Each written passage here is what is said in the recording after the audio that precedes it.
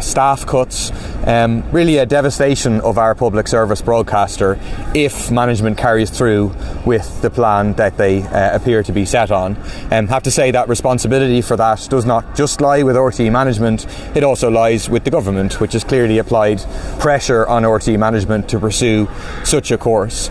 I think it will be absolutely shameful if ordinary workers in RTE who are on very ordinary salaries are the ones who suffer for the past crimes of RTE management, for the obscene salaries of the likes of Ryan Tubridy, for the flip-flops, for the entertaining budget, for all of that waste that people are rightly disgusted by, but for which those who are going to suffer had no responsibility whatsoever.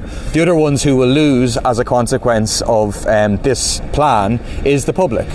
We have a world which is now dominated by social media giants owned by multi-billionaires. We have a world dominated by disinformation and so on, and the need for proper public service broadcasting has never been more clear. I would have very significant criticisms of how RTE carries out its work.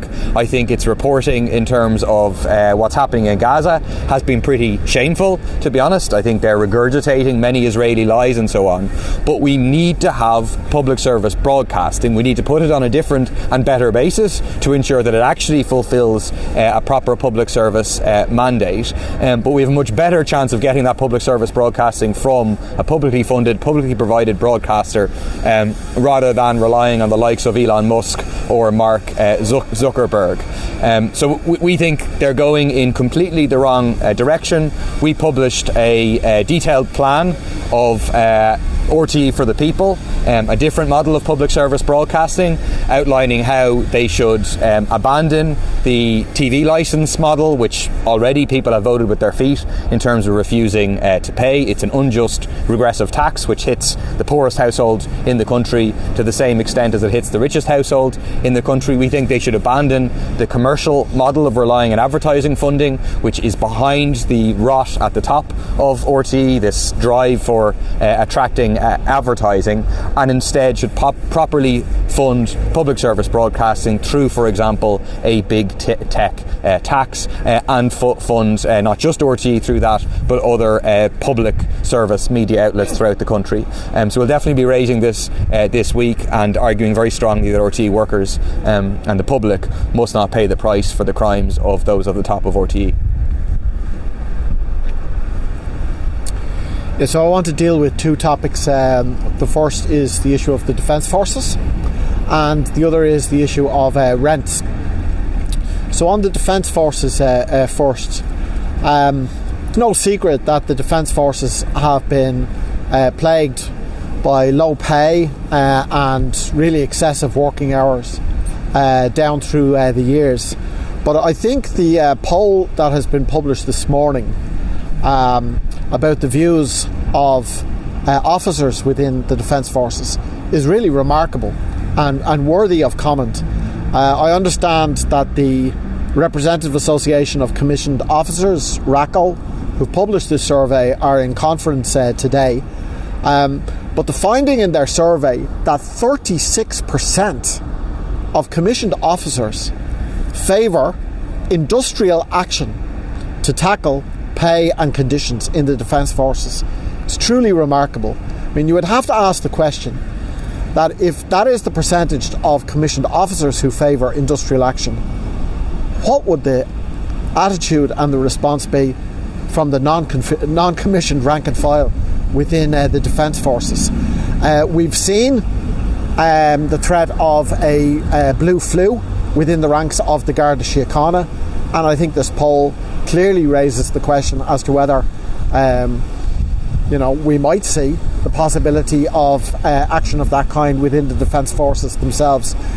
For my part, I would say that I support the representative associations, but I believe that there should be right for Defence Force personnel to trade union rights and full trade union rights, up to including the right to take industrial action.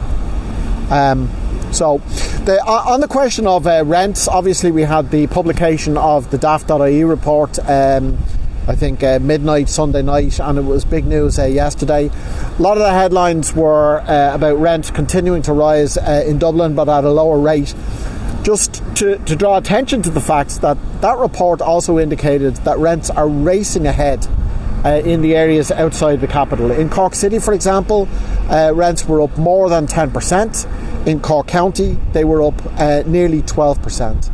€1,882, I think, the average rent in Cork City. So between €20,000 and €25,000 a year. And while this is happening, the government refuse to even freeze rents, when what is needed is not just to freeze rents, but to cut rents and then to freeze them. They refuse to take this step. Fianna Fáil and Fine Gael very much landlords' parties.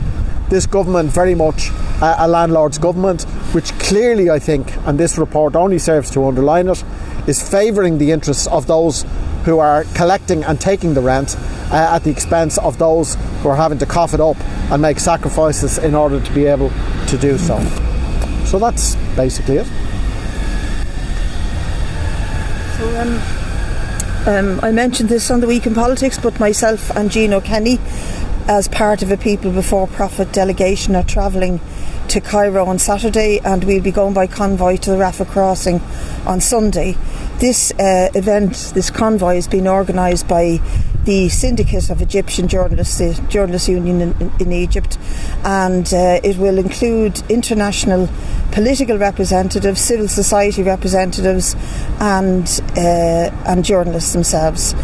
And the idea of the convoy is to go to the Rafah crossing to put pressure on the Egyptian government to open the crossing, to allow the humanitarian aid that is waiting outside and has been queuing for weeks, to allow it in big numbers, required numbers, to deal with the humanitarian catastrophe that is unfolding in Gaza.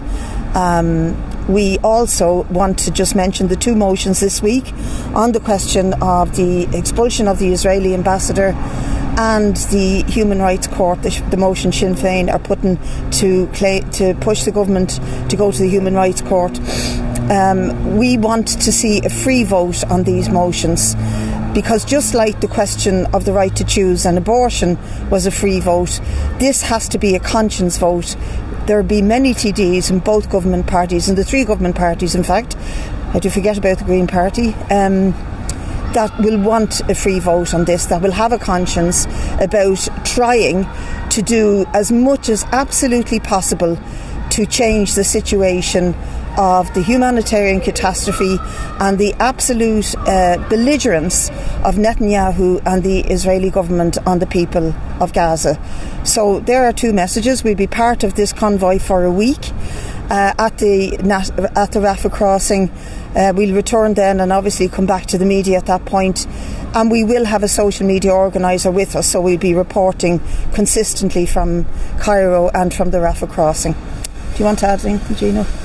No, obviously, it's the unfolding situation in Gaza is, it's cataclysmic, and, it's almost unbearable each night watching news reports on BBC, RTE, Al Jazeera, children being slaughtered while the world kind of turns a blind eye. It's really just hard to take. And the kind of inhumanity that's going on is, I think the world is disgusted, but governments that claim to be democratic are just, turning the other way. So I think it's important as parliamentarians that we're there to kind of highlight and give solidarity to the people of Gaza at this terrible, terrible time. Oh yeah, sorry, yeah. The intention is of the IPSC, the anti-war movement, People Before Profit, and the wider pro-Palestinian movement here in this country, is to have a massive protest outside this building on Wednesday night when the two motions that are going before the House this week that I mentioned are being voted on. So that protest is starting at 6 o'clock and will continue while the voting will be taking place. And again, just to reiterate, we do believe there should be a free vote on both of these motions, that the government shouldn't be using their whip and their authority on individual TDs not to be able to vote in a way that guides their conscience on this most crucial issue facing the world. Do you think that there are government TDs who would like to expel the Israeli ambassador? Has anyone from the government backbenches indicated that to you? Well, privately they have, but I wouldn't say who they are. But I do know that many of them feel much stronger than they're being represented by their party leaders, by the Taoiseach and by the Taoiseach, and want something much more interventionist done.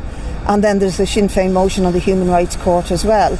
And both the Taoiseach and the Taoiseach are saying, well, look, they're investigating the Israeli government for the last 9 years on questions of breach of human rights against the Palestinian people.